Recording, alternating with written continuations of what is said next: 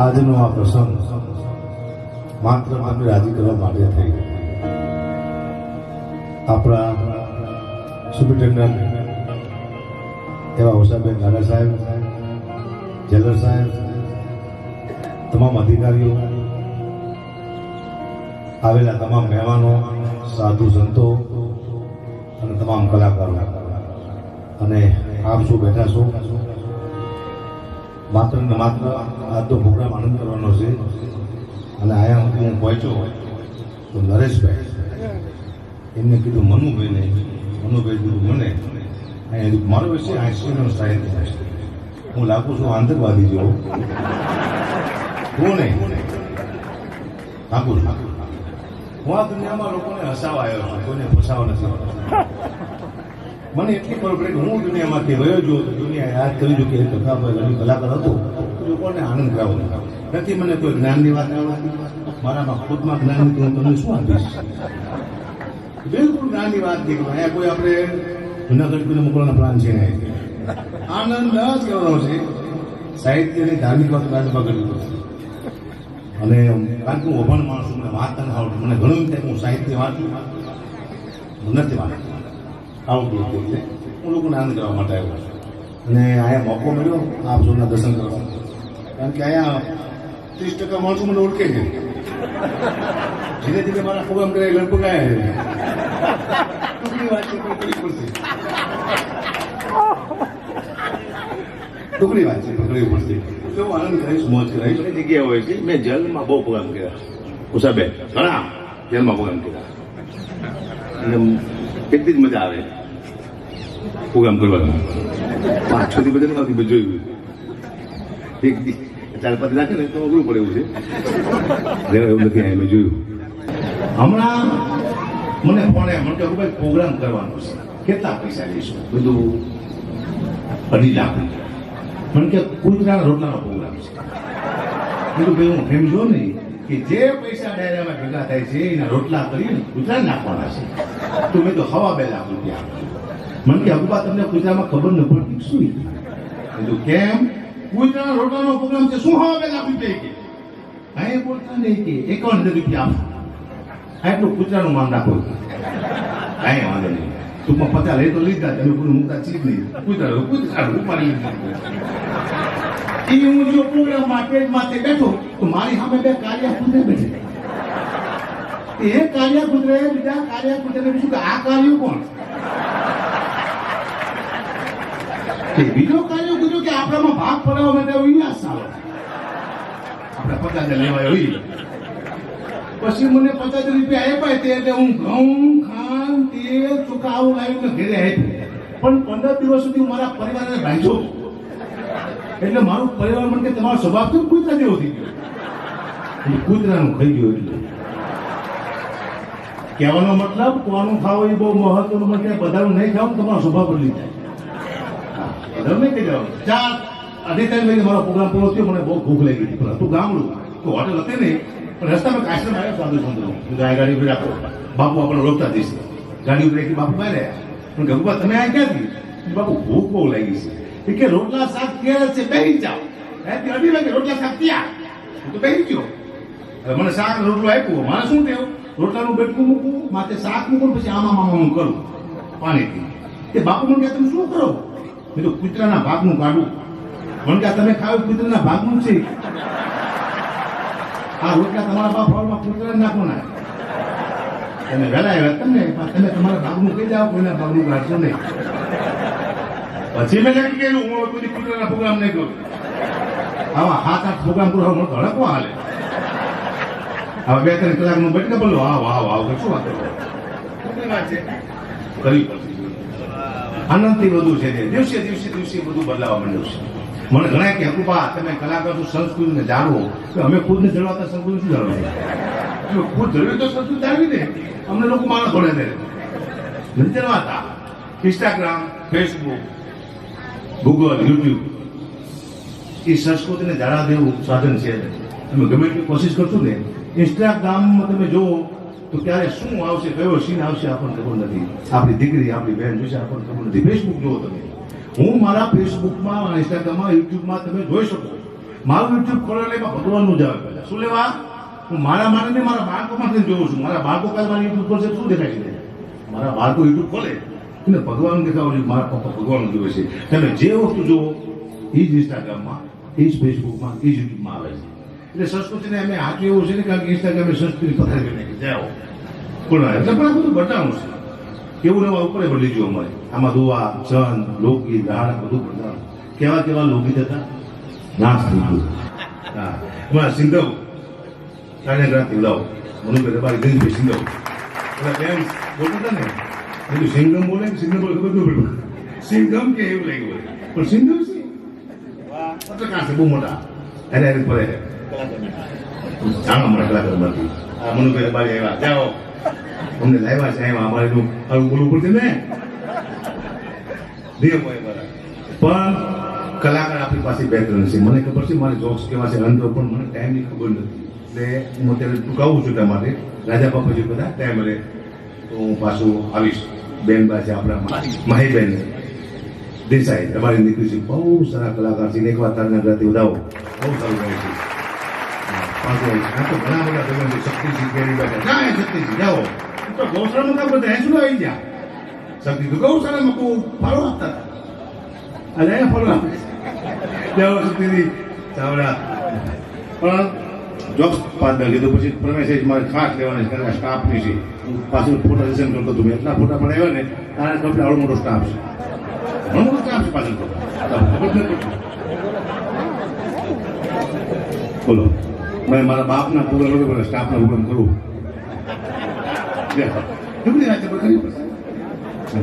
હું આ તો અત્યારે કલાકાર થયો બેન 700 વીઘા મારા દાદા પાસે જમીન હતી પણ મારા બાપુએ તરે જાગર કરી નાખી એમાં કઈ 1 વીઘો જમીન છે નહીં મારા બાપુને તો કામ હતું વેચી નાખતા મારા બાપુ કોઈ પણ વસ્તુ વેચી નાખતા એ તો મરી ગયા ને કે મને વેચી નાખી મરી ગયા હું બચી ગયો મરી ગયો કામ પૂરું ટૂંકની વાત જે કોઈ મને કહેતા મને કે ગુબા તમે આવડા મોટા કલાકાર છો તમારા દાદા તમારા બાપુ કલાકાર હતા મને બધા સોદાગર હતા મને કે લે વેચનું કરતા હતા ના મારી કે વેચ હમણાં મારા દીકરાને મેં મારો દીકરો નાનો છે એને મેં સાયકલ લઈ આપી નાની સાયકલ લઈ આપી પછી સાયકલમાંથી હું ખુદ બેઠો આવડો મોટો પછી મેં પૂછ્યું બેટા હું તારી નાની સાયકલમાંથી બેઠો છું હું કેવો લાગુ છું મને કે પપ્પા તમને ખોટું લાગશે નહીં લાગે તો ખાલી કે હું તારી નાની સાયકલમાંથી બેઠો છું કેવો લાગુ છું પછી મેં મને કીધું પપ્પા તમે મારી નાની સાયકલમાંથી બેઠા છો તમે એવા લાગો છો જાણે બહુતરમાંના કુકડામાંથી મહિષાસુર બેઠો એવું લાગે મહિષાસુર કીધું વાહ છોકરા મારા છોકરો બધું ખોટું બોલે નહીં વાત છે લાગતો હોય તો જ કીધું હોય મારા પરમ મિત્ર છે જજ સાહેબ પધાર્યા છે ગઢવી સાહેબ અમારા મારો કોર્ટમાં કેસ ચાલે છે કોર્ટમાં તો જમીનનો કેસ ચાલે છે એમાં કેવું હોય એમાં વાદી અને પ્રતિવાદી આવે અરજી કરીને વાદી કહેવાય સામે વાળાને પ્રતિવાદી કહેવાય આ મને ખબર નહીં હું તો અભણ માણસ છું કે આવું આવતું છે વાદી પ્રતિવાદી હું તો ગયો એટલે વકીલ સાહેબે કીધું જજ સાહેબે કીધું કે આ ભાઈ વાદી છે ના હું તો ગઢવી છું સાહેબ કોણ વાદી કે અરે કે વાદી કોઈ નથી કહેતો અરજદાર શું થાય અરજદાર શું કે વાદી નથી હું ગઢવી છું ફૂલવાદી લાલવાદી મને ખબર નથી ખુદની વાત છે પણ કરવી પડશે સાહેબ જો આનંદ કરી લેવા બાકી મને કઈ કહેતા ઉભા છેલ્લા પૈસા કીધો તમે કેટલા લેશો એક પ્રોગ્રામ કરવાનો છે બધું 2.5 લાખ રૂપિયા મને કે તમે સ્ટેજ માટે ગલોટિયા ખાવાના છો નહીં તો 2.5 લાખ રૂપિયા શીના લો કીધું ભવિષ્યમાં અમારા છોકરાના ગલોટિયા ન ખાવા પડે એના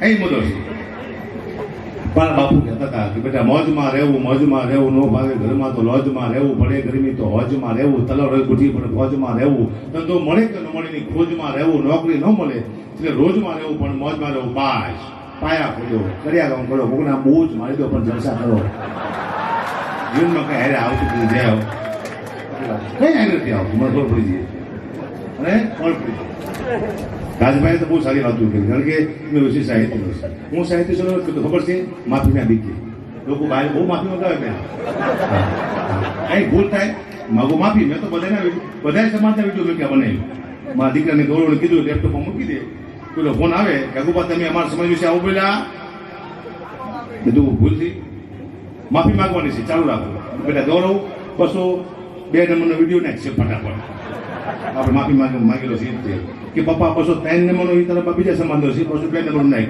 એટલે માફી માંગી જ લેવા. હવે તમે સમાજનું બોલવા તો વાંધો નહીં, બાકી તમે એમ કહેશો ને કે એક હતો ચકો, એક હતી ચકી, ચકો લાયા ચોખાના, ચકો લાયા મૌનાનો, તો એ મને માફી માંગવી પડશે. આ દુનિયા મગાવશે કે ચકો અમારું પ્રિય પક્ષી છે, તમે એનો અપમાન કર્યું, માગું માફી. એટલે હું કહીશ કે તું ચકો, હું હકો, હું ચકા બકા તારી માફી માંગુ, એટલે માફી માંગાશે. ખતરનાક દુનિયા છે, હું ઓળખી જાય દુનિયા છે, મને ખબર પડશે. મારા અમુક જક્ષો બહુ તમારી માટે મેસેજ છે.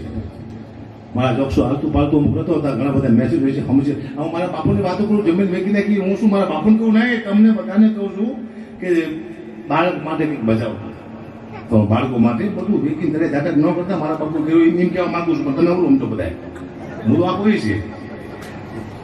મારા જીવનમાં બનેલી ઘટના છે. દીકરીઓ બેઠી છે, બહેનો બેઠી એના માટે ખાસ છે જોક્સ, પણ મોટો મેસેજ છે. મારા નવા લગ્ન થયેલા, મારો 1200 રૂપિયા પગાર, હું ઘટી આપતો હતો, મારી નોકરી તૂટી જઈ, રોડમાં થઈ ગયો. પછી મારા શાળાનો ફોન આવ્યો કે જીજી બહુ બીમાર છે. જીજી એટલે મારા સસરા, મેં સસરાને જીજી કહું. જીજી બહુ બીમાર છે, જો દીકરીને છેલ્લી વાર મોઢું જોવું હોય બાપનું તો તાત્કાલિક આવી જાઓ. તો મારી પાસે પૈસા હતા નહીં, એટલે મેં 800 રૂપિયા ઓછા લીધા. દીકરીને છેલ્લી વાર જીજીનું મોઢું બતાવી દઉં. હું ગયો જામનગર, જીજી હોતેલા બે બાંધીને હલે ચલે. દીકરી કે જીજી આંખું ખોલી, મારા સીધા 800 રૂપિયા જ્યાં જીજી હાલ્યા થઈ ગયા. હું પાછો ઉતર્યો, પાછો અઠવાડિયા પછી ફોન આવ્યો, તમે કદાચ આવો એ પહેલા જીજીને કાઢી જવા પડે, છેલ્લી વાર જો દીકરીને બાપનું મોઢું જોયું કે બા તો તાત્કાલિક લઈને આવી જાઓ. મેં બીજી વાર રૂપિયા 800 ઓછા લીધા, એને દીકરી લઈને હું ગયો. મારા સસરા એટલે મારા જીજી હોતેલા બે બાંધીને હલે ચલે, જાણે મરી ગયેલી ગો પડ્યું. ને દીકરી કે જીજી આંખું ખોલી, મારો 800 રૂપિયાનો ગોચવાઈ ગયો. હું પાછો આવતો ગયો. 1 મહિના પછી છેલ્લો ફોન આવ્યો કે જીજીના મોઢામાં તુલસીના પાન નાખી દીધા છે, જીજી દસમાદાર વહી ગયો છે, અગાબા તમે આવો પેલા જીજીને કાઢી જવા પડે, છેલ્લી વાર જો દીકરીને બાપનું મોઢું જોવું હોય તો તાત્કાલિક આવી જાઓ. મેં ત્રીજી વાર રૂપિયા 800 ઓછા લીધા, હું જ્યો. જીજી હોતેલા હવા બે બાંધ હલે ચલે. ને દીકરી કે જીજી આંખું ખોલીને મારું મગજ જ્યું. કેવું મારું મગજ? જીજી તમે નહીં મરો, હું મારા ખર્ચી મરી જઈશ. આજ મરું, કાલ મરું, મરી જાઓ. મરી ગયા. મને યાદ છે, મેં કીધું જીજી મરી ગયા. પણ સાહેબ મુદ્દો શું હતો? મેં પહેલી વાર એક દીકરીની તાકાત જોઈ. બાપને 3 વખત જીવતો કર્યો. મરી ગયા પછી કોઈ જો બાપને જીવતો કરે દુનિયામાં એક જ પાત્ર છે, માત્ર દીકરી, કે મરી ગયા પછી બાપને જીવતો કરી દે.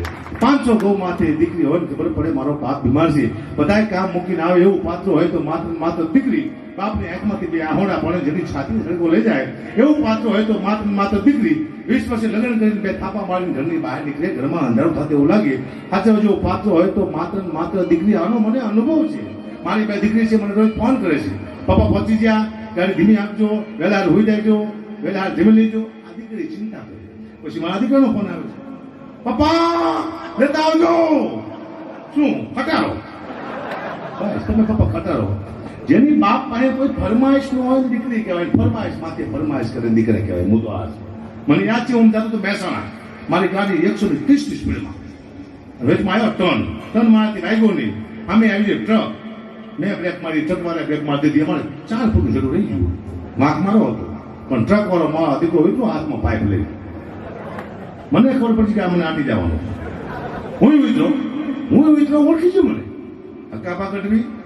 મેં તો હા યુટ્યુબમાં આવો છો? મેં તો હા. કે ધ્યાન રાખજો, ટાઈટ્યુબમાં આવશો દેશો ગમકારા માર્યા. યુટ્યુબમાં આવો, ટાઈટ્યુબમાં નહીં જવાનું. પછી મેં કેન્સલ કર્યું હતું, આપણે નથી બીજા ને એકને વાત આનંદ કરાય બાઈકની. પણ મને ફરમાઈ સાહેબ બેન, મારા બહુ ચાહક છે ગુજરાતમાં, લાખો ચાહકો છે. એક મારા ચાહકને ઘરે હું ગયો ને તો મને જેમ ગાલે જેવો થઈ ગયો, હક્કાપા આવ્યા. અને પાણીનો તાક લાવ્યો મારા પગ ધોવા. હવે મારા પગ મેં 2 દી ધોયા નહોતા, ખબર નથી. હકુભાઈ પોતાના પગ ધોયા છે નહીં. મને કે બાપુ તાસમાં પગ મૂકો. મેં તો કાળો કાળો મય જેવો પગ મૂકો તાસમાં. એટલો બધો પગ કાળો છે બતાવું મૂકો તાસમાં. મારા દીકરા એવો કહીશો પાણી થઈ ગયું કાતરા નાકના ઝેર જેવું કાળું મય. તો હારો પીછે તો હમણાં મળી જવાનું. પણ એટલું બધું આશિક નતો, પીતું નહીં. મેં કઈ ઝાડમાં પાણી નાખ્યું, બોલો હવામાં ઝાડ ભરી પાણીનું પોઈઝન કોને કહેવાય? પક્ષે પણ ચાલે છે, આને કહેવાય કૃપા. તમને કાંઈ ન આવડતું હોય ત્યારે તમે આગળ વધવા માંડો તો તમારે એમ નહીં માનવાનું કે મને કંઈક આવડે છે, કોઈ શક્તિ છે જે તમને ધક્કો મારે છે. તમને કાંઈ ન આવડતું તમે તેને તરક્કી કરવા માંડો તમારે એમ નહીં માનવાનું કે મને કંઈક આવડે છે. કોઈ શક્તિ તમને ધક્કો મારતી હોય, ચાહે તમારા મા બાપના આશીર્વાદ હોય, તમારી ગુરુદેવના આશીર્વાદ હોય, તમારા ઇષ્ટદેવના આશીર્વાદ હોય, કોક ધક્કો મારે છે. મકાબા ઘડી 500 ચોકલેટ ચડ્યા છે તો કોક તો છે હકાભાને પાછળ ધક્કો મારવાનો. આ દુનિયામાં એમ નથી આવતી. પણ આ સ્ટાફનો એક લાડક પાયો છે, મિતેશભાઈ. એના લગ્ન આવે છે મોડા. એનું એક લગ્ન ગીત મને ગાવાનું કીધું, સ્ટાફે કીધું છે એકાદી લાઈન લગ્ન ગીત નીકળી જાઓ. હા, ક્યાં કીધું ક્યાં કે કોયલ બેઠી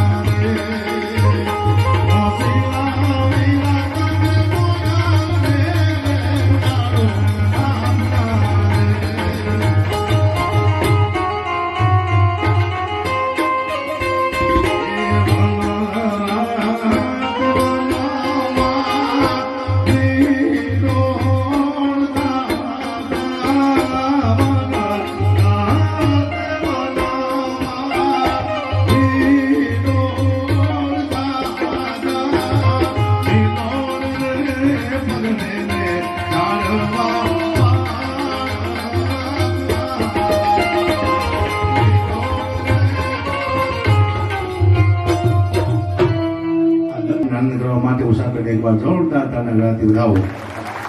તમામ જનરલ સાહેબશ્રીને અહીંયાથી હું ધન્યવાદ આપું છું. આખા પરિવાર પોલીસ પરિવારને ધન્યવાદ આપું છું કે અમને આ મોકો આપ્યો જીવનમાં.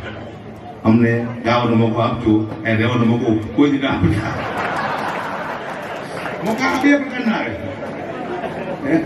એ અમારા હાથમાં ના, પણ અમે માત્ર હવે તો મને 52 વર્ષ થયા, હવે શું મોકો આવે પણ ના, આ અભિમાન કરવા જેવું નથી. મોકો ગમે ત્યારે આવે.